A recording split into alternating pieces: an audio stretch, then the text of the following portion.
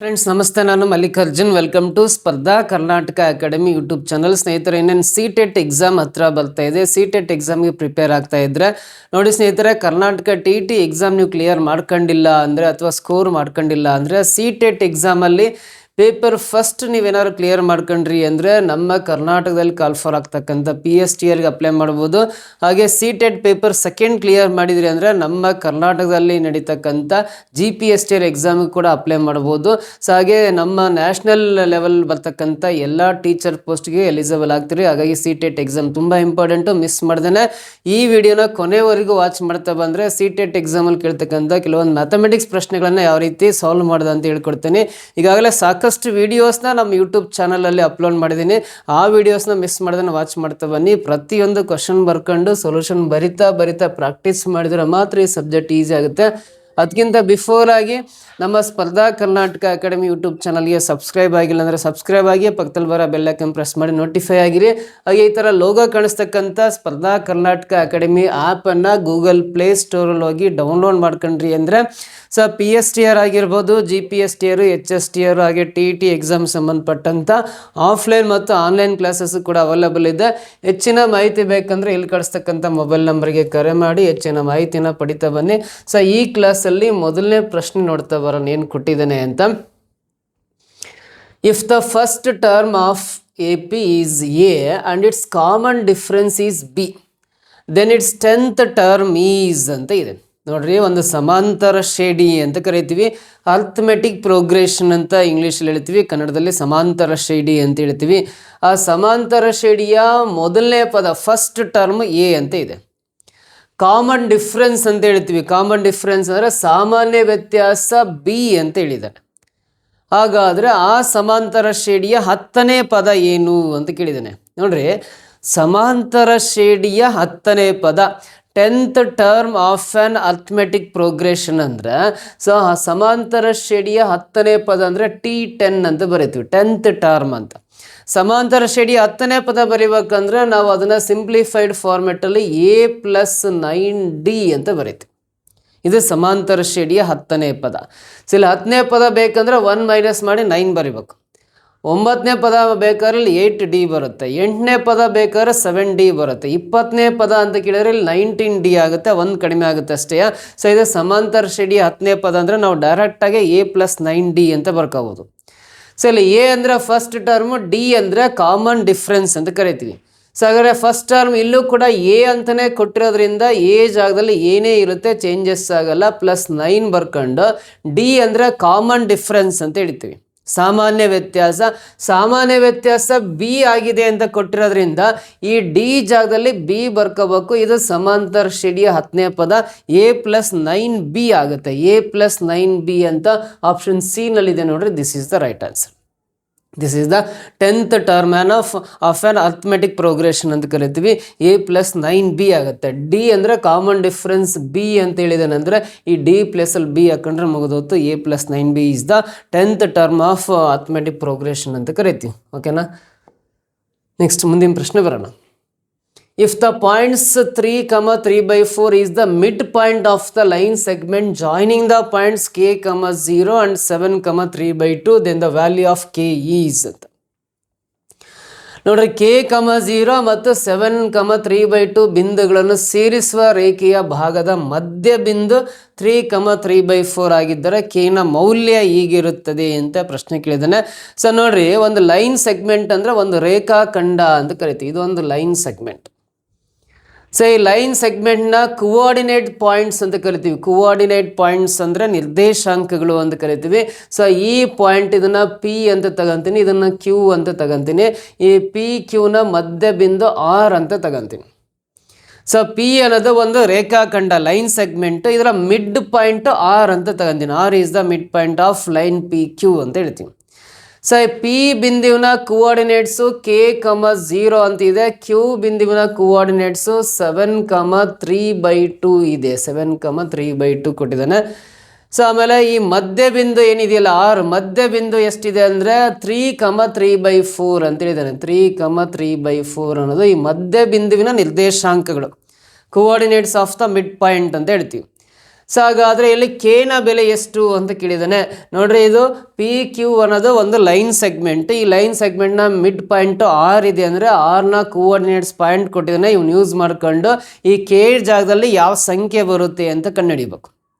ನೋಡ್ರಿ, ಒಂದು ರೇಖೆಯ ಮಧ್ಯಬಿಂದುವಿನ ಕೋಆರ್ಡಿನೇಟ್ಸ್ ಕಂಡುಹಿಡಿಬೇಕಂದ್ರೆ ಮಧ್ಯಬಿಂದು ಮಿಡ್ ಪಾಯಿಂಟ್ ಕ್ಯಾಲ್ಕುಲೇಟ್ ಮಾಡಬೇಕು ಅಂದರೆ ಮಧ್ಯಬಿಂದುವಿನ ನಿರ್ದೇಶಾಂಕಗಳನ್ನು ಕಂಡುಹಿಡಿಬೇಕಂದ್ರೆ ಆ ಮಿಡ್ ಪಾಯಿಂಟ್ನ ಕೋಆರ್ಡಿನೇಟ್ಸ್ ಕಂಡುಹಿಡಿಬೇಕಂದ್ರೆ ನಾವು x1 + x2 / 2 ಅಂತ ಬರಿತೀವಿ. x1 + x2 / 2 y1 + y2 / 2 ಅಂತ ಬರಿತೀವಿ. x1 + x2 / 2 y1 + y2 / 2 ಅಂತ ಬರಿತೀನಲ್ಲ. ಸೊ ಇದು ಮಿಡ್ ಪಾಯಿಂಟ್ ಕಂಡುಹಿಡಿತಕ್ಕಂಥ ಮಿಡ್ ಪಾಯಿಂಟ್ನ ಕೋಆರ್ಡಿನೇಟ್ಸ್ ಕಂಡುಹಿಡಿತಕ್ಕಂಥ ಒಂದು ಫಾರ್ಮುಲಾ, ಮಧ್ಯಬಿಂದುವಿನ ನಿರ್ದೇಶಾಂಕಗಳನ್ನು ಕಂಡುಹಿಡಿತಕ್ಕಂಥ ಫಾರ್ಮುಲಾ. ಸೊ ಇಲ್ಲಿ 2 ಪಾಯಿಂಟ್ಸ್ನ ಮಿಡ್ ಪಾಯಿಂಟ್ ಇದಾಗಿದೆ ಅಂದರೆ ಈ ಒಂದು ಪಾಯಿಂಟ್ನ ಕೋಆರ್ಡಿನೇಟ್ಸ್ನ x1 y1 ಅಂತ ತಗೊಳ್ಳೋಣ. ಸೊ ಮತ್ತೊಂದು ಪಾಯಿಂಟ್ನ ಕೋಆರ್ಡಿನೇಟ್ಸ್ನ x2 y2 ಅಂತ ಬರ್ಕೊಂಡು ಇವಾಗ ಈ ಫಾರ್ಮುಲಾ ಯೂಸ್ ಮಾಡ್ಕೊಂಡು ಮಿಡ್ ಪಾಯಿಂಟ್ನ ಕೋಆರ್ಡಿನೇಟ್ಸ್ ಈಗಾಗಲೇ ಕೊಟ್ಟಿದ್ದಾನೆ. 3,3/4 ಇದೆ ಅಂದರೆ ಲೆಫ್ಟ್ ಸೈಡಲ್ಲಿ 3,3/4 ಹಾಕ್ಕೊಂಬಿಟ್ಟು ನೀವು ಈಕ್ವಲ್ ಟು ರೈಟ್ ಸೈಡಲ್ಲಿ ನೋಡ್ರಿ x1 ಅಂದರೆ ಇಲ್ಲಿ ಕೆ ಇದೆ, ಕೆ ಬರೆಯೋಣ, ಪ್ಲಸ್ x2 ಅಂದರೆ ಇಲ್ಲಿ 7 ಇದೆ, 7 ಬರೆಯೋಣ, /2 ಆಗುತ್ತೆ. ಸೊ ಇಲ್ಲಿ y1 ಅಂದರೆ 0 ಇದೆ, ಪ್ಲಸ್ y2 ಅಂದರೆ 3/2, 3/2 ಅಂದರೆ ಅದು 1.5 ಬರಿಬೋದು, /2 ಬರಿತೀವಿ. ಸೊ ಇವಾಗ ನೋಡ್ರಿ, ಇಲ್ಲಿ ಮೊದಲನೇ ಕೋಆರ್ಡಿನೇಟ್ 3 ಇದೆ, ಇಲ್ಲಿ ಫಸ್ಟ್ ಕೋಆರ್ಡಿನೇಟ್, ಇಲ್ಲಿ ಫಸ್ಟ್ ಕೋಆರ್ಡಿನೇಟ್ k + 7 /2 ಇದೆಯಲ್ಲ, ಇದರಲ್ಲಿರೋ ಫಸ್ಟ್ ಕೋಆರ್ಡಿನೇಟ್ ಕೆ ವ್ಯಾಲ್ಯೂ ಬೇಕಂದ್ರೆ ಕೆ ಇರೋ ಕೋಆರ್ಡಿನೇಟ್ ಇದು ಫಸ್ಟ್ ಒನ್. ಕೆ ವ್ಯಾಲ್ಯೂ ಕಂಡುಹಿಡಿಬೇಕಂದ್ರೆ ಕೆ ಇರೋ ಕೋಆರ್ಡಿನೇಟ್ ಫಸ್ಟ್ ಒನ್ ಅಂದರೆ ಇದಕ್ಕೆ ಈಕ್ವಲ್ ಇರೋದು ಲೆಫ್ಟ್ ಸೈಡಲ್ಲಿರೋ ಫಸ್ಟ್ ಕೋಆರ್ಡಿನೇಟ್ ನಂಬರು. ಸೊ ಹಾಗಾಗಿ k + 7 /2 ಈಕ್ವಲ್ ಟು ಇದು ಫಸ್ಟ್ ನಂಬರ್ 3ಗೆ ಈಕ್ವೇಟ್ ಮಾಡ್ಕೋಬೇಕು. ಇದು 2 ಈ ಸೈಡ್ ತಂದರೆ ಇಂಟು 2 ಆಗುತ್ತೆ, 3 × 2 ಅಂದರೆ 6 ಆಗುತ್ತೆ, 2 3 6 ಆಗುತ್ತೆ, ರೈಟ್ ಸೈಡಲ್ಲಿ 6 ಬರಿತೀನಿ. ಸೊ ಇದು +7 ರೈಟ್ ಸೈಡಿಗೆ ಹೋದರೆ -7 ಆಗುತ್ತೆ, -7 ಆಗುತ್ತೆ. ಸೊ ಅವಾಗ 6 - 7 ಅಂದರೆ -1 ಬರುತ್ತಲ್ಲ, ಕೆನ ವ್ಯಾಲ್ಯೂ -1 ಬರುತ್ತೆ. ಕೆನ ವ್ಯಾಲ್ಯೂ -1 ಅಂತ ಆಪ್ಷನ್ ಏನಲ್ಲಿದೆ ನೋಡ್ರಿ, this is the right answer. ಇದು ಮಿಡ್ ಪಾಯಿಂಟ್ ಕಂಡುಹಿಡಿತಕ್ಕಂಥ ಫಾರ್ಮುಲಾ. ಈ ಫಾರ್ಮುಲಾ ಯೂಸ್ ಮಾಡ್ಕೊಂಡ್ರೆ ಕೆ ವ್ಯಾಲ್ಯೂ -1 ಬರುತ್ತೆ, ಆಪ್ಷನ್ ಎ ಕರೆಕ್ಟ್ ಆನ್ಸರ್ ಆಗುತ್ತೆ. ಕ್ಲಿಯರಾ? ಈ ರೀತಿ ಲೆಕ್ಕ ಮಾಡ್ತೀವಿ. ಸೊ ನೆಕ್ಸ್ಟು ಕ್ವಶನ್ ಬರೋಣ, ಮುಂದಿನ ಪ್ರಶ್ನೆ. If the quadratic equation ax² + ax + c = 0, here a is not equal to 0 as real and equal roots, then ಅಂತ ಕೊಟ್ಟಿದ್ದಾನೆ. ಸೊ ಇಲ್ಲಿ ನಾವು ax² + ax + c = 0 ಅನ್ನೋದು ಒಂದು ವರ್ಗ ಸಮೀಕರಣ ಅಂತ ಕೊಟ್ಟಿದ್ದಾನೆ, ಕ್ವಾಡ್ರಾಟಿಕ್ ಇಕ್ವೇಷನ್ ಅಂತ ಕೊಟ್ಟಿದ್ದಾನೆ. ಇಲ್ಲಿ ಎ ಅನ್ನೋದು ಎ ಪ್ಲೇಸಲ್ಲಿ 0 ಬರಲ್ಲ, 0 ಬಿಟ್ಟು ಯಾವುದಾದ್ರೂ ರಿಯಲ್ ನಂಬರ್ ಬರ್ಬೋದು ಎ ಪ್ಲೇಸಲ್ಲಿ. ಇವು ವಾಸ್ತವ ಮತ್ತು ಸಮ ಮೂಲಗಳನ್ನು ಹೊಂದಿದ್ದರೆ ಆಗ ಇಲ್ಲಿ ಕೊಟ್ಟಿರ್ತಕ್ಕಂಥ ಯಾವ ಕಂಡೀಷನ್ ಸರಿಯಾಗುತ್ತೆ ಅಂತ. ಈ ಕೊಟ್ಟಿರೋ ವರ್ಗ ಸಮೀಕರಣವನ್ನು ನಾವು ವರ್ಗ ಸಮೀಕರಣದ ಆದರ್ಶ ರೂಪ, standard form of quadratic equation ಅಂದರೆ ax² + bx + c = 0 ಸ್ಟ್ಯಾಂಡರ್ಡ್ ಫಾರ್ಮೆಟ್ಟಿಗೆ ಇದನ್ನು ಕಂಪೇರ್ ಮಾಡಿದ್ವಿ ಅಂದರೆ ನಾವು ಎ ಪ್ಲೇಸಲ್ಲಿ ಎ ಇದೆ, a = a ಅಂತಲೇ ಬರೀತಾ ಇದ್ವಿ. ಈ ಬಿ ಪ್ಲೇಸಲ್ಲಿ ಇಲ್ಲೂ ಕೂಡ ಏನೇ ಇದೆ ಅಂದರೆ b = a ಬರಿತೀನಿ. ಸಿ ಪ್ಲೇಸಲ್ಲಿ ಸಿ ಇದೆ ಅಂದರೆ c = c ಬರೀತಾ ಇದ್ವಿ. ಸೊ ax² + ax + c = 0 ಕೊಟ್ಟಿರೋ ವರ್ಗ ಸಮೀಕರಣನ ವರ್ಗ ಸಮೀಕರಣದ ಆದರ್ಶ ರೂಪ ax² + bx + c = 0 ಕಂಪೇರ್ ಮಾಡಿದರೆ ಎ ಪ್ಲೇಸಲ್ಲಿ ಏನೇ ಇದೆ, ಬಿ ಪ್ಲೇಸಲ್ಲಿ ಎ ಇದೆ, ಸಿ ಇದತ್ರ ಸಿನೇ ಇದೆ ಅಂತ ಬರ್ಕೊಂತೀವಿ. ಇದು ವಾಸ್ತವ ಮತ್ತು ಸಮನಾದ ಮೂಲಗಳನ್ನು ಹೊಂದಿದ್ದಾರೆ. ಈ roots are real and equal ಅಂತ ಕೊಟ್ಟಿದ್ದಾರೆ. ವರ್ಗ ಸಮೀಕರಣವು ಸಮನಾದ ಮೂಲಗಳನ್ನು ಹೊಂದಿದೆ ಅಂದರೆ ಡೆಲ್ಟಾ = ಏನಾಗಿರುತ್ತೆ ಅಂದರೆ 0 ಆಗಿರುತ್ತೆ. ಅಂದರೆ ವರ್ಗ ಸಮೀಕರಣದ ಶೋಧಕದ ಬೆಲೆ 0 ಬರುತ್ತೆ ಅಂತ. Discriminant of quadratic equation is equal to 0 ಅಂತ ಕರಿತೀವಿ. When roots are real and equal ಆಗಿದ್ದಾಗ discriminant of quadratic equation is equal to 0 ಆಗುತ್ತೆ. ವರ್ಗ ಸಮೀಕರಣದ ಮೂಲಗಳ ಶೋಧಕದ ಬೆಲೆ 0 ಬರುತ್ತೆ ಯಾವಾಗ ಮೂಲಗಳು ಸಮ ಮತ್ತು ವಾಸ್ತವ ಆಗಿದ್ದಾಗ. ಸೊ ಹಾಗಾದರೆ ಡೆಲ್ಟಾ ಅಂದರೆ discriminant of a quadratic equation ಅಂದರೆ b² - 4ac ಆಗುತ್ತೆ. ಡೆಲ್ಟಾ ವ್ಯಾಲ್ಯೂ = 0 ಬರಿತೀವಿ. ಸೊ ಇಲ್ಲಿ ಬಿ ಅಂದರೆ ಬಿ ಜಾಗದಲ್ಲಿ ಎ ಇದೆಯಲ್ಲ, ಹಾಗಾಗಿ ಎ ಸ್ಕ್ವೇರ್ ಬರಿತಾ ಇದೀನಿ. ಮೈನಸ್ 4 ನಂಬರು ಎ ಇದ್ದತ್ರ ಏನೇ ಇದೆ, ಸಿ ಇದ್ದತ್ರ ಸಿನೇ ಇದೆ ಅಂದರೆ -4ac, ಅದು ಹಾಗೇ ಆಗುತ್ತೆ, ಚೇಂಜ್ ಆಗಲ್ಲ. ಈ -4ac ರೈಟ್ ಸೈಡ್ ಬಂದರೆ +4ac ಆಗುತ್ತೆ. ಇಲ್ಲಿ 2 ಎ, ಅದರಲ್ಲಿ 1 ಎ, ಈ 1 ಎ ಕ್ಯಾನ್ಸಲ್ ಆದರೆ ಲೆಫ್ಟ್ ಸೈಡಲ್ಲಿ ಇನ್ನೊಂದು ಎ ಉಳಿಯುತ್ತೆ, ಇಲ್ಲಿ ರೈಟ್ ಸೈಡಲ್ಲಿ 4 ಉಳಿಯುತ್ತೆ. ಎ = 4c ಬರುತ್ತೆ. ಎ = 4c ಅಂತ ಆಪ್ಷನ್ ಏನಲ್ಲಿದೆ ನೋಡ್ರಿ, ಇದು ಕರೆಕ್ಟ್ ಆನ್ಸರ್ ಆಗುತ್ತೆ. A = 4c, that is the right answer. Clear? ಈ ರೀತಿ ಲೆಕ್ಕವನ್ನು ಬಿಡಿಸ್ತೀವಿ. Coming to the next question ಬರೋಣ. ಮುಂದಿನ ಪ್ರಶ್ನೆ, the probability of the happening of an event is P and the probability of non-happening the same event is Q. The relation between P and Q is ಅಂತ ನೋಡ್ರಿ. ಒಂದು ಘಟನೆ ಸಂಭವಿಸುವ ಸಂಭವನೀಯತೆ P ಮತ್ತು ಅದೇ ಘಟನೆ ಸಂಭವಿಸದಿರುವ ಸಂಭವನೀಯತೆ Q. ಹಾಗಾದರೆ P ಮತ್ತು Qಗಳ ನಡುವಿನ ಸಂಬಂಧ ಏನಿರುತ್ತೆ ಅಂತ ಕ್ವಶನ್ ಕೇಳಿದೆ. ಸೊ ನೋಡ್ರಿ, ಒಂದು ಘಟನೆ ನಡೆಯೋದು ಇಲ್ಲಿ P ಅಂತ ಕೊಟ್ಟಿದ್ದಾನೆ. ಅದು ಒಂದು ಘಟನೆ ನಡೀದೇ ಇರೋದು ಅಂದರೆ ಅದು Q ಅಂತ ಹೇಳಿದ್ದಾನೆ. ಘಟನೆ ನಡೆಯೋದು P, ಘಟನೆ ನಡೀದೇ ಇರೋದು Q. So probability of an event ಅಂದರೆ P, probability of event does not occurs ಅಂದರೆ Q. ಅಂದರೆ probability of an event happening or occurs is P ಅಂತ. Probability of event not happening ಅಂದರೆ ನಾಟ್ ಅಕರ್ಸ್ ಅಥವಾ does not occurs ಅಂದರೆ Q ಅಂತ ಬರೀತೀವಿ. ಒಂದು ಘಟನೆ ನಡೆಯೋದು, ಒಂದು ಘಟನೆ ನಡೀದೇ ಇರೋದು, ಅವೆರಡು ಅಡಿಷನ್ ಮಾಡಿದ್ರೆ =1 ಬರ್ಬೇಕು. ಅದು ಸಂಭವನೀಯತೆ ಕಂಡೀಷನ್ ಆಗಿರುತ್ತೆ.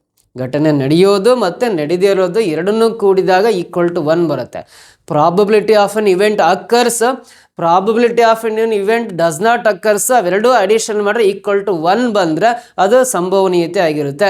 ಸೊ ಹಾಗಾದ್ರೆ probability of an event occurs ಅಂದರೆ P, probability of an event does not occurs ಅಂದರೆ Q.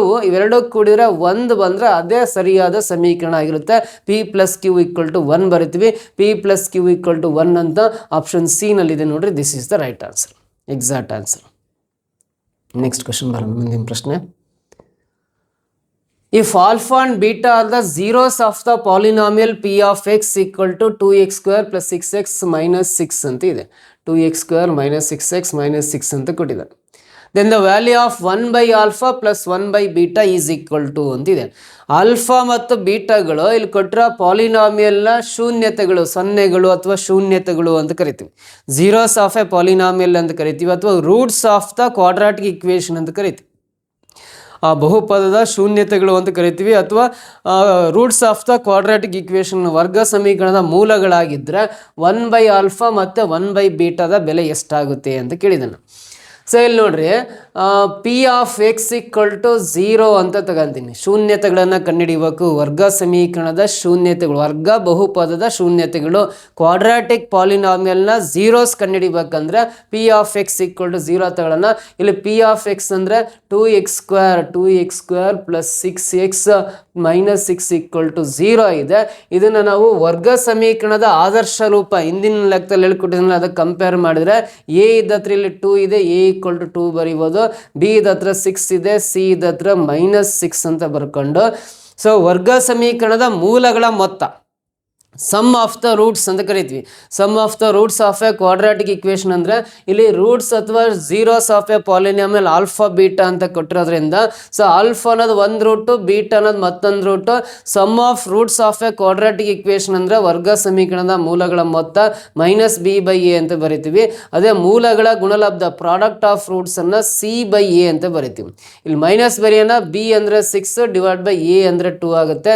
2 1 2 ಮೂಲ 6 ಕ್ಯಾನ್ಸಲ್ ಆಗಿ -3 ಬರುತ್ತೆ. ಇದು alpha plus beta. Alpha into beta ಅಂದರೆ ಮೂಲಗಳ ಗುಣಲಬ್ಧ c/a ಬರಿತೀವಿ. c ಅಂದರೆ -6, a ಅಂದರೆ 2 ಬರುತ್ತೆ.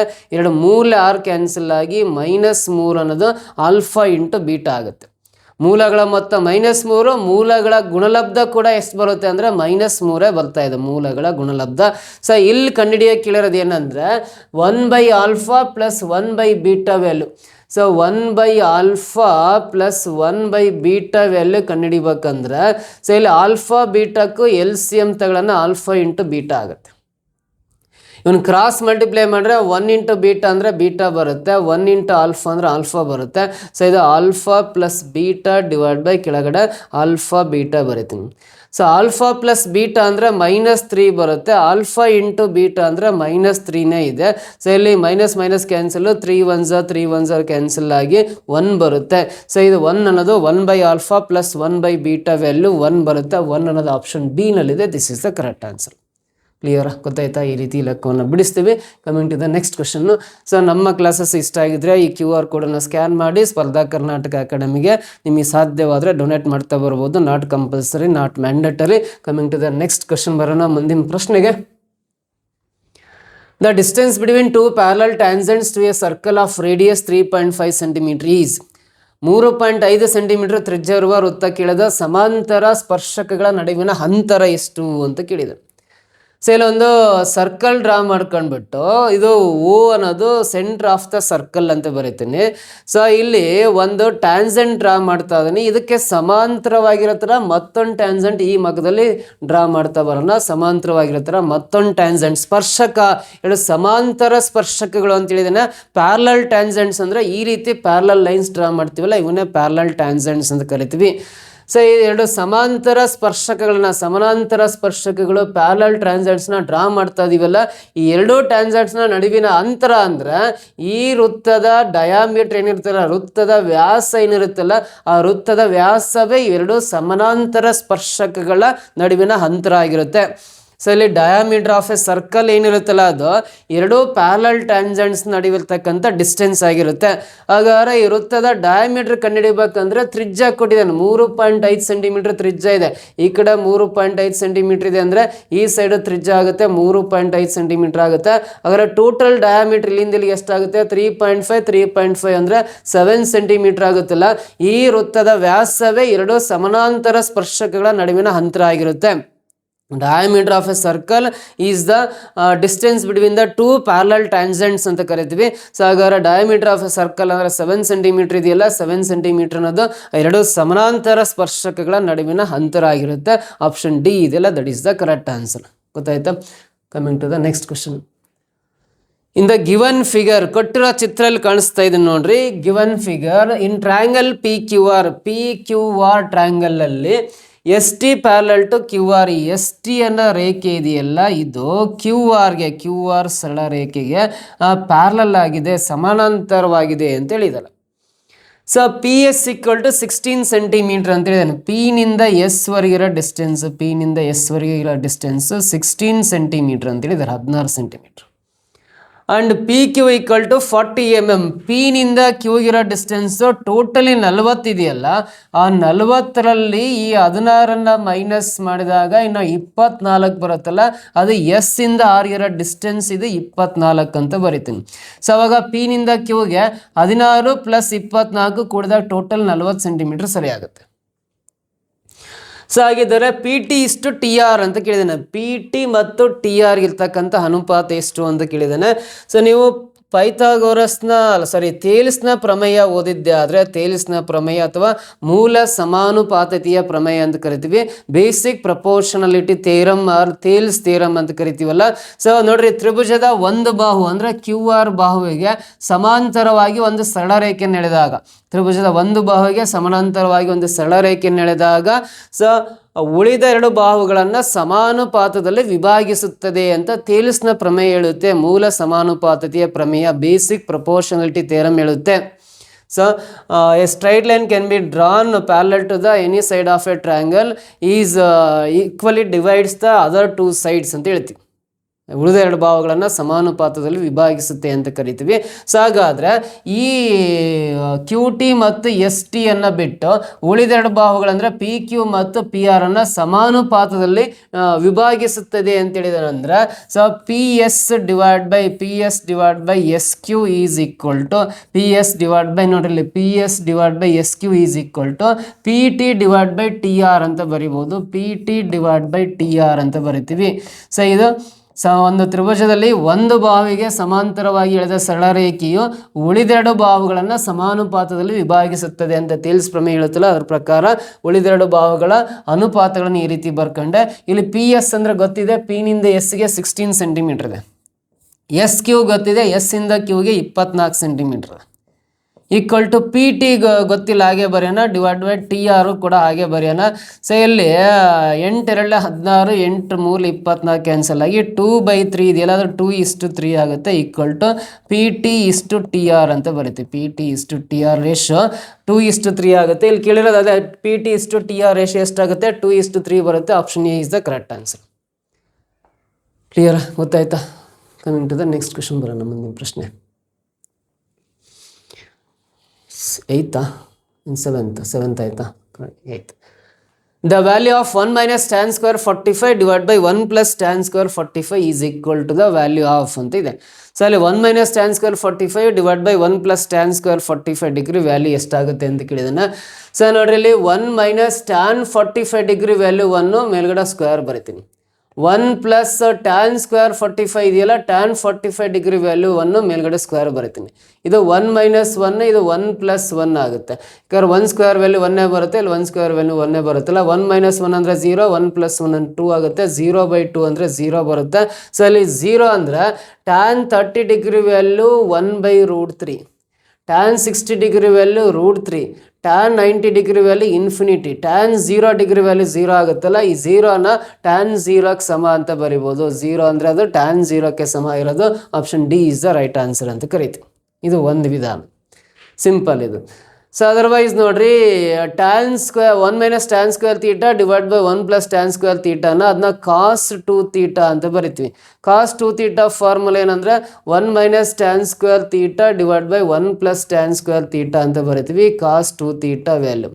ಸೊ ಹಾಗಾಗಿ ಇಲ್ಲಿ 1 minus ನೋಡ್ರಿ, 1 minus tan square theta place ಅಲ್ಲಿ 45 ಡಿಗ್ರಿ ಇದೆ. 1 minus tan square 45, 1 plus tan square 45 ಇದೆ ಅಂದರೆ ಇಲ್ಲಿ ಥೀಟಾ ಪ್ಲೇಸ್ ಅಲ್ಲಿ 45 ಇದೆ ಅಂದರೆ ಇದನ್ನ cos 2 theta ಅಂತ ಬರಿತೀವಿ ಅಷ್ಟೇ. cos 2 theta ಅಂದರೆ cos 2 theta ಅಂದರೆ 2 ಇಂಟು ಥೀಟಾ ವ್ಯಾಲ್ಯೂ ಇಲ್ಲಿ 45 ಇದೆ ಅಂದರೆ cos 2 ಇಂಟು 45 ಬರಿತೀವಿ. ಸೊ 2 ಇಂಟು 45 ಅಂದರೆ 90 ಆಗುತ್ತೆ. cos 90 ಡಿಗ್ರಿ ವ್ಯಾಲ್ಯೂ 0, ಈ 0 ಅನ್ನೋದು ಟ್ಯಾನ್ 0ಕ್ಕೆ ಸಮ ಆಗುತ್ತೆ. Option D is the correct answer. ಹಿಂಗಾದ್ರೂ ಮಾಡ್ಬೋದು, ಅಥವಾ ಇದು ಗೊತ್ತಿಲ್ಲ ಅಂದರೆ ಅದೇ ಸಿಂಪಲ್ ಇದೆ. Tan 45 degree value direct substitute ಮಾಡಿ ಸಿಂಪ್ಲಿಫೈ ಮಾಡಿದ್ರೆ 0 ಬರುತ್ತೆ. ಅದು ಟ್ಯಾನ್ 0 ಡಿಗ್ರಿ ವ್ಯಾಲ್ಯೂ 0 ಆಗುತ್ತಲ್ಲ, ಆಪ್ಷನ್ ಡಿ ಕರೆಕ್ಟ್ ಆನ್ಸರ್ ಅಂತ ಹೇಳ್ಬೋದು. ಈ ರೀತಿ ಸಾಲ್ವ್ ಮಾಡ್ತೀವಿ. ಓಕೆನಾ? ನೆಕ್ಸ್ಟ್ ಮುಂದಿನ ಪ್ರಶ್ನೆ ಬರೋಣ. ಇಫ್ 1 0 of the quadratic polynomial 4x² + 4x - m is 3/2, then the other 0 is ಅಂತ ಇದೆ. ನೋಡ್ರಿ, 3/2 ಎಂಬುದು 4x² + 4x - m ಎಂಬ ವರ್ಗ ಬಹುಪದದ ಒಂದು ಶೂನ್ಯವಾಗಿದ್ದರೆ ಇನ್ನೊಂದು ಶೂನ್ಯ ಯಾವುದು ಅಂತ ಕೇಳಿದ್ದಾನೆ. ಸೊ ಇದು ವರ್ಗ ಬಹುಪದೋಕ್ತಿ ಅಂದರೆ ಇದನ್ನ ಪಿ ಆಫ್ ಎಕ್ಸ್ ಅಂತ ತಗೊಳ್ಳೋಣ. ಕೊಟ್ಟರೆ ಬಹುಪದೋಕ್ತಿಯನ್ನು P of X equal to 4x² + 4x - m ಅಂತ ಬರ್ಕೊಳ್ಳೋಣ. ಯಾವುದೇ ವರ್ಗ ಬಹುಪದೋಕ್ತಿಯ ಶೂನ್ಯತೆಗಳನ್ನು ಕಂಡುಹಿಡಿಬೇಕು. Zeros of a quadratic polynomial ಕಂಡುಹಿಡಿಬೇಕಂದ್ರೆ P of X equal to 0 ಅಂತ ಈಕ್ವೇಟ್ ಮಾಡ್ಕೋಬೇಕು. ಶೂನ್ಯತೆಗಳನ್ನು ಕಂಡುಹಿಡಿಬೇಕು. ಝೀರೋಸ್ ಆಫ್ ಎ ಪಾಲಿನಾಮಿಯಲ್ ಕಂಡುಹಿಡಿಬೇಕಂದ್ರೆ ಕೊಟ್ಟಿರೋ ಫಂಕ್ಷನ್ ಈಕ್ವಲ್ ಟು 0 ಅಂತ ಈಕ್ವೇಟ್ ಮಾಡ್ಕೋಬೇಕು. ಸೊ ಇಲ್ಲಿ ಪಿ ಆಫ್ ಎಕ್ಸ್ ಅಂದರೆ 4x² + 4x - m = 0 ಅಂತ ಬರೀತೀನಿ. ಇದನ್ನ quadratic equation standard format ax² + bx + c = 0 compare ಮಾಡಿದ್ರೆ a ಪ್ಲೇಸ್ ಅಲ್ಲಿ 4 ಇದೆ, a = 4 ಬರೀತೀನಿ. b ಇದತ್ರ 4 ಇದೆ, c ಇದತ್ರ -m ಅಂತ ಬರ್ಕೊಂಡು, ಸೊ ಇವಾಗ ಅಲ್ಲಿ ಒಂದು ಮೂಲ ಕೊಟ್ಟಿದ್ದಾನೆ ಅಂದರೆ ಒಂದು ಶೂನ್ಯತೆ 3/2 ಕೊಟ್ಟಿದ್ದಾನೆ ಅಂದರೆ ಮತ್ತೊಂದು ಯಾವುದು ಅಂತ ಕಂಡುಹಿಡಿಬೇಕು. ಸೊ ಮತ್ತೊಂದು ಕಂಡುಹಿಡಿಬೇಕಂದ್ರೆ ನೋಡ್ರಿ, ನಾವು ಒಂದು ಶೂನ್ಯತೆ 3/2 ಆದರೆ ಮತ್ತೊಂದು ಯಾವುದು ಅಂತ ಕ್ಯಾಲ್ಕುಲೇಟ್ ಮಾಡಬೇಕು. ಇಲ್ಲಿ -b/a. ಓಕೆ, ಸೊ ಮೂಲಗಳ ಮೊತ್ತ ಬರೆಯೋಣ. m + n = -b/a ಅನ್ನೋದು ಮೂಲಗಳ ಮೊತ್ತ ಕಂಡುಹಿಡಿಯೋ ಫಾರ್ಮುಲಾ. ಇಲ್ಲಿ m ಅಂದರೆ ಒಂದು ಶೂನ್ಯತೆ, ಅದು 3/2 ಅಂತ ಬರೆಯೋಣ m ಜಾಗದಲ್ಲಿ, ಪ್ಲಸ್ n ಆಗಿ ಇರಲಿ. ಸೊ ಇಲ್ಲಿ ಮೈನಸ್ ಬರೆಯೋಣ. b ಅಂದರೆ 4 / a ಅಂದರೆ 4, 4 ಕ್ಯಾನ್ಸಲ್ ಆಗುತ್ತೆ. ಸೊ ಇಲ್ಲಿ n ಅಂದರೆ ಮತ್ತೊಂದು ಶೂನ್ಯತೆ ಅಂತ ಕರಿತೀವಿ. ಇದು ಬೇಕಂದರೆ 3/2 ರೈಟ್ ಸೈಡಿಗೆ ಬರುತ್ತೆ, ಇಲ್ಲಿ -1 ಇರುತ್ತೆ. ಇದು +3/2 ರೈಟ್ ಸೈಡಿಗೆ ಬಂದರೆ -3/2 ಆಗುತ್ತೆ. ಸೊ n ಹಾಗೆ ಅಲ್ಲಿ 2 × -1 ಅಂದರೆ -2 -3 / 2 ಬರಿತೀನಿ. -2 -3 ಅಂದರೆ -5 ಆಗುತ್ತೆ, /2 ಬರ್ಕೊಂಡ್ರೆ ಮತ್ತೊಂದು ಶೂನ್ಯತೆ ಅಂದರೆ -5/2 ಬರುತ್ತೆ. -5/2 ಅಂತ ಆಪ್ಷನ್ ಸಿ ನಲ್ಲಿದೆ ನೋಡ್ರಿ. This is the answer. ಈ ರೀತಿ ಲೆಕ್ಕವನ್ನು ಬಿಡಿಸ್ತೀವಿ. Coming to the next question. The line represented by 2y minus x equal to 4 intersects the y axis at ಅಂತ ಇದೆ.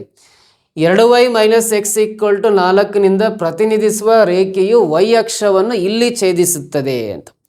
ಸೊ ಅದು ಏನಿದೆ ಅಂದರೆ ಸೈಮಲ್ಟೇನಿಯಸ್ ಲೀನಿಯರ್ ಇಕ್ವೇಷನ್ ಇದೆಯಲ್ಲ, ಅದು ವೈ ಆಕ್ಸಿಸನ್ನು ಯಾವ ಬಿಂದುವಿನಲ್ಲಿ ಛೇದಿಸುತ್ತದೆ ಅಂತ ಕೊಟ್ಟಿದ್ದಾರೆ. ಸೊ ವೈ ಅಕ್ಷವನ್ನು ಇಲ್ಲಿ ಛೇದಿಸುತ್ತದೆ ಅಂತ ಕೊಟ್ಟಾಗ ನೋಡ್ರಿ, ಇದು ವೈ ಆಕ್ಸಿಸ್ ಅಂತ ಕರಿತೀವಿ. ವೈ ಅಕ್ಷನ ಯಾವುದೋ ಒಂದು ಬಿಂದುವಿನಲ್ಲಿ ಮೇಲೋ ಅಥವಾ ಕೆಳಗಡೆ ಎಲ್ಲೋ ಕಟ್ ಮಾಡ್ತಾ ಇದೆ, ಆ ಸರಳ ರೇಖೆ ಮೇಲಾಗಿರ್ಬೋದು ಅಥವಾ ಕೆಳಗಾಗಿರ್ಬೋದು ಕಟ್ ಮಾಡ್ತಾ ಇದೆ ಅಂದ್ರೆ, ಸೊ ಇಲ್ಲಿ ವೈ ಆಕ್ಸಿಸ್ನ ಕಟ್ ಮಾಡ್ತಾ ಇದೆ ಅಂದರೆ ಎಕ್ಸ್ ಕೋಆರ್ಡಿನೇಟ್ ಏನಾಗಿರ್ಬೇಕಂದ್ರೆ 0 ಆಗಿರ್ಬೇಕು. ಯಾವುದೇ ಸರಳ ರೇಖೆಯನ್ನು ವೈ ಆಕ್ಸಿಸ್ ಮೇಲೆ ಕಟ್ ಮಾಡ್ತಾ ಇದೆ, ವೈ ಆಕ್ಸಿಸ್ನಲ್ಲಿ ಅದರ ಒಂದು ಕೋಆರ್ಡಿನೇಟ್ ಪಾಯಿಂಟ್ ಇದೆ, ವೈ ಅಕ್ಷದ ಮೇಲ್ಗಡೆ ಅದರ ಕೋಆರ್ಡಿನೇಟ್ ಪಾಯಿಂಟ್ ಇದೆ. ಆ ಸರಳ ರೇಖೆಯ ಒಂದು ನಿರ್ದೇಶಾಂಕ ವೈ ಅಕ್ಷದ ಮೇಲಿದೆ ಅಂದ್ರೆ ಅದರ ಎಕ್ಸ್ ಕೋಆರ್ಡಿನೇಟ್ 0 ಇರುತ್ತೆ ಅಂತ. ಅಂದರೆ ಈ ಕೊಟ್ಟಿರೋ ಸಮೀಕರಣದಲ್ಲಿ ಎಕ್ಸ್ ಈಕ್ವಲ್ ಟು 0 ಹಾಕೋಬೇಕು. 2y minus X equal to 4 ಇದೆಯಲ್ಲ, ಇಲ್ಲಿ ಎಕ್ಸ್ ಈಕ್ವಲ್ ಟು 0. ವೈ ಅಕ್ಷವನ್ನು ಯಾವ ಬಿಂದುವಿನಲ್ಲಿ ಛೇದಿಸುತ್ತದೆ ಅಂದರೆ ಅದರ ಎಕ್ಸ್ ಕೋಆರ್ಡಿನೇಟ್ 0 ಆಗಿರುತ್ತೆ ಅಂತ. ಈ ಸಮೀಕರಣದಲ್ಲಿ ಎಲ್ಲಿ ಎಕ್ಸ್ ಇರುತ್ತೆ ಅಲ್ಲಿ 0 ಹಾಕೋಬೇಕು. ರೈಟ್ ಸೈಡಲ್ಲಿ 4 ಬರೆಯೋಣ. ಸೊ 2y 0 ಇದ್ರು ಒಂದೇ, ಇಲ್ಲದೇ ಇದ್ರು ಒಂದೇ. 2y ಈಕ್ವಲ್ ಟು 4 ಆಗುತ್ತೆ. 2 1 2 4 ಕ್ಯಾನ್ಸಲ್ ಆಗಿ y ಈಕ್ವಲ್ ಟು 2 ಬರುತ್ತೆ. ಸೊ ಇಲ್ಲಿ ಎಕ್ಸ್ ಈಕ್ವಲ್ ಟು 0 ಹಾಕೋಬೇಕು ಅಂತ ಹೇಳಿದ್ರೆ ಎಕ್ಸ್ ಈಕ್ವಲ್ ಟು 0 ಹಾಕೋಬೇಕು. ಈ ಸಮೀಕರಣದಲ್ಲಿ ಎಕ್ಸ್ ಕೋಆರ್ಡಿನೇಟ್ 0 ಇದೆ ಅಂದರೆ y ವ್ಯಾಲ್ಯೂ 2 ಬಂದಿದೆ ಅಂದರೆ ಯಾವ ಬಿಂದುವಿನಲ್ಲಿ ಛೇದಿಸುತ್ತೆ ಅಂದರೆ 0,2. ಇಲ್ಲಿ ಮೇಲ್ಗಡೆನೆ ಬರೀತೀನಿ. 0,2 ಅಂದರೆ ಮೇಲಿನ ಬಿಂದು, ಇದಂತೂ ಕೆಳಗಿಂದ ಆಗಿರಲ್ಲ.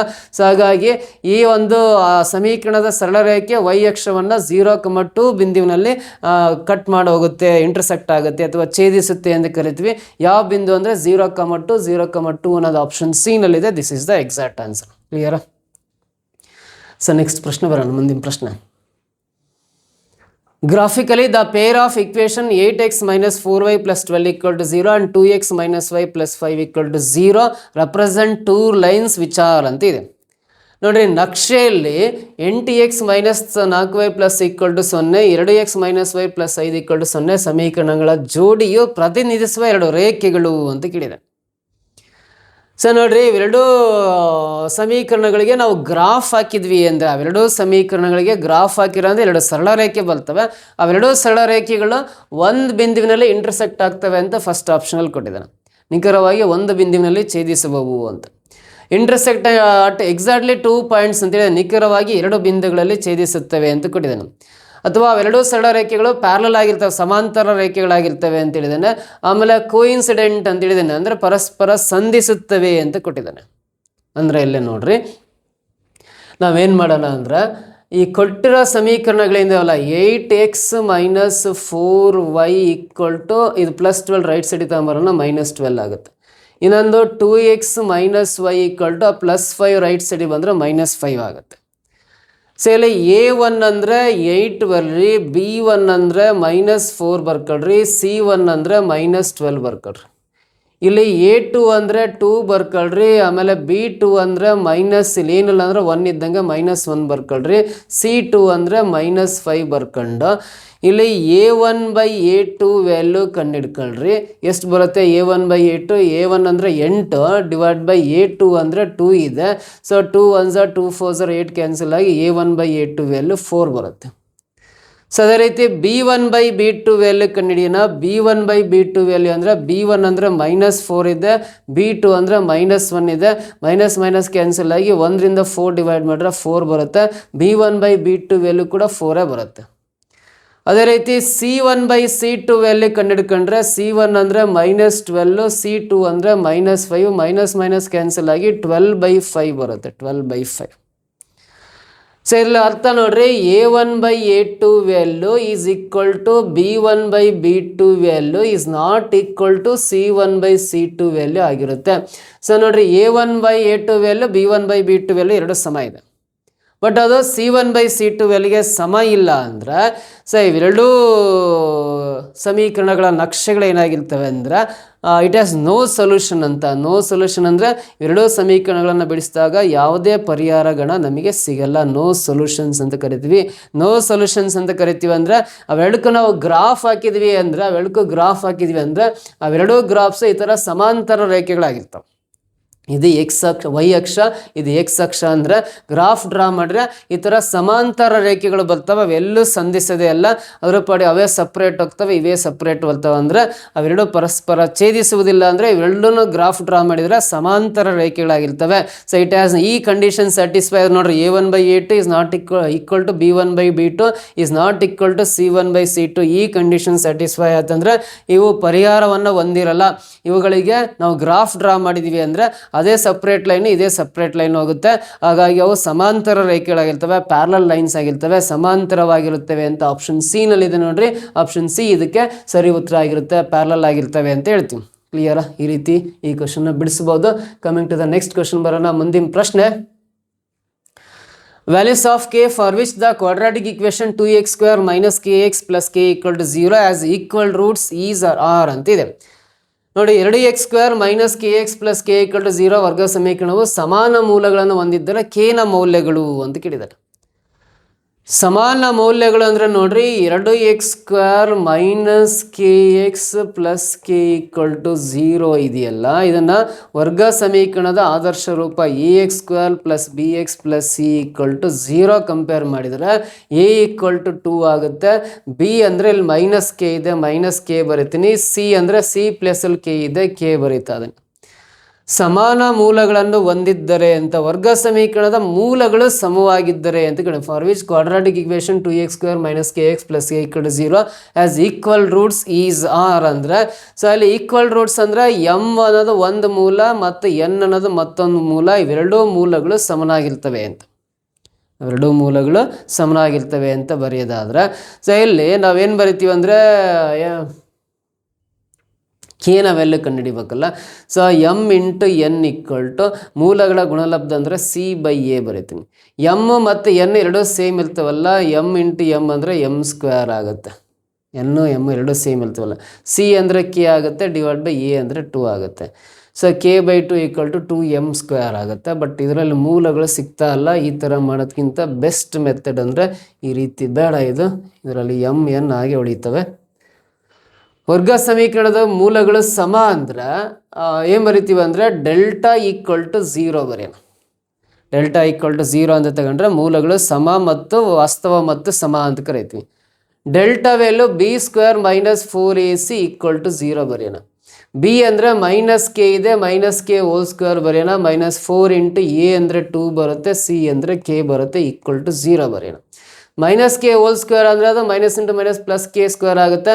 ಇದು 4 8 ಕೆ ಈಕ್ವಲ್ ಟು 0 ಆಗುತ್ತೆ. ಸೊ ಇದರಲ್ಲಿ ಕೆ ಕಾಮನ್ ತಗೊಂಡ್ವಿ ಅಂದರೆ ಉಳಿಯೋದು ಕೆ ಮೈನಸ್ 8 ಉಳಿಯುತ್ತೆ, ಈಕ್ವಲ್ ಟು 0 ಬರೀತೀನಿ. ಸೊ ಇವಾಗ ಕೆ ಈಕ್ವಲ್ ಟು 0 ಅಂತ ಒಂದು ಮೂಲ ಬರೀತೀನಿ. ಆಮೇಲೆ ಕೆ ಮೈನಸ್ 8 ಈಕ್ವಲ್ ಟು 0 ಅಂತ ಮತ್ತೊಂದು ಮೂಲ ಬರೀತೀನಿ. ಮೈನಸ್ 8 ಅನ್ನೋದು ರೈಟ್ ಸೈಡ್ ಬಂದರೆ ಪ್ಲಸ್ 8 ಆಗುತ್ತೆ. ಇಲ್ಲಿ ಕೆ ಈಕ್ವಲ್ ಟು 0 ಆಗುತ್ತೆ.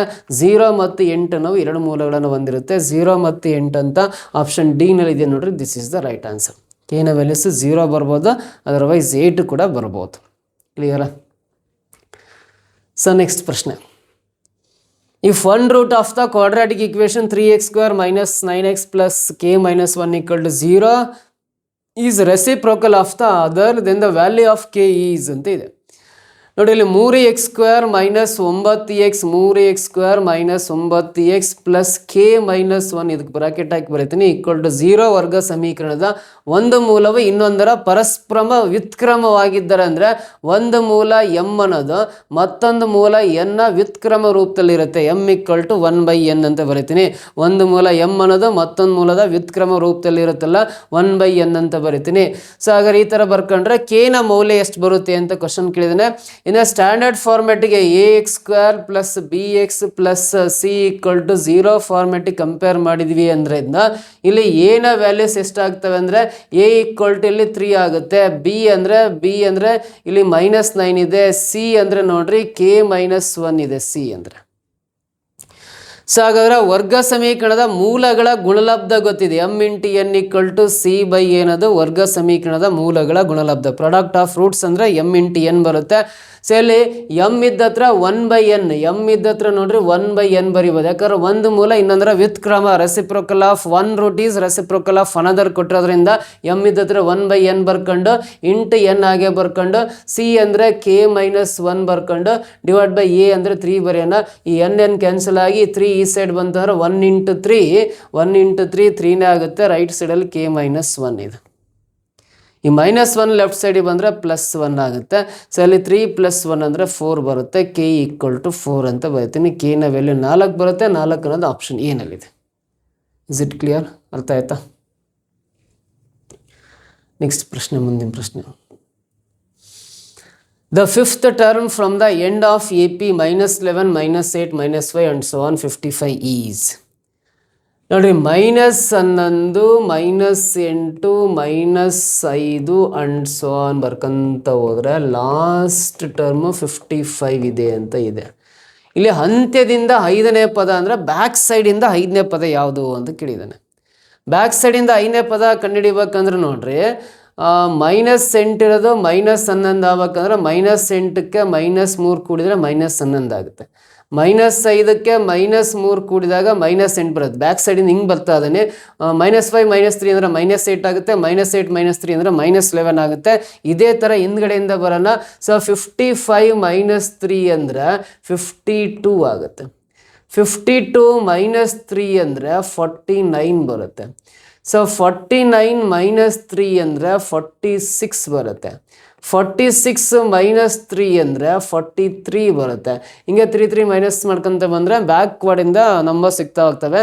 ಸೊ ಬ್ಯಾಕ್ ಎಂಡಿಂದ 5th ಟರ್ಮ್ ಕೇಳಿದೆ ನಾವು. 1st, 2nd, 3rd, 4th, 5th term ಅಂದರೆ ಇದೆ. 43 is the 5th term from the back end ಅಥವಾ ಫ್ರಮ್ ಲಾಸ್ಟ್ ಎಂಡ್ ಅಂದರೆ ಅಂತ್ಯದಿಂದ 5ನೇ ಪದ ಅಂದರೆ 43 ಆಗಿರುತ್ತೆ.